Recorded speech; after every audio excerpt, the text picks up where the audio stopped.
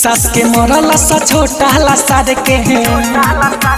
छोटा ला सार के सास के मरल सा छोटा ला सार के सास के मरल सा छोटा ला सार के ससुर के मूड़ी फोड़ के ससुर के मूड़ी फोड़ के नया मरद संगे भागल बिया चार गो लइका छोड़ के नया मरद संगे भागल बिया चार गो लइका छोड़ के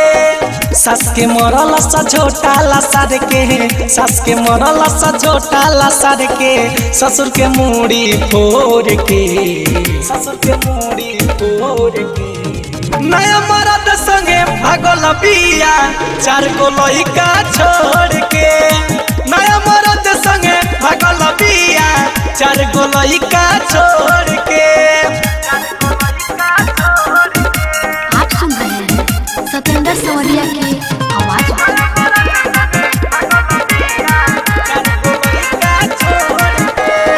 चुप में चोरी चलावे उ चक्कर केहू के रहे न पाता हो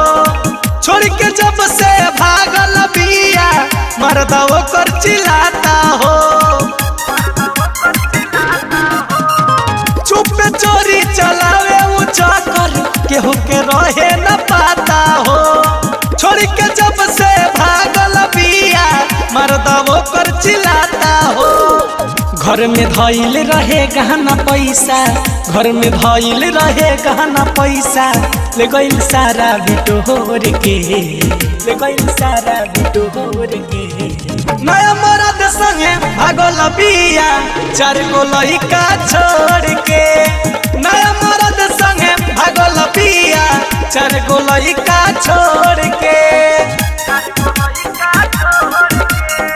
Presented by Atul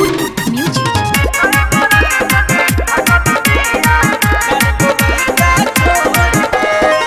writer Chandan ओकर जानत रहे सब खेला हो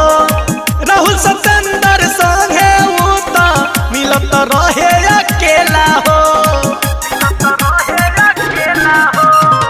राइटर चंदन ओकर जानत रहे सब खेला हो राहुल सतेंद्र संगे उ त मिलत रहे अकेला हो राजन बाबू विकेश से आपन दिके धर्म राजे अमन से आपन सहारा नाता तोड़ के सहारा नाता तोड़ के नया मरद संगे भागल बिया चार गो लइका छोड़ के नया मरद संगे भागल बिया चार गो लइका छोड़ के।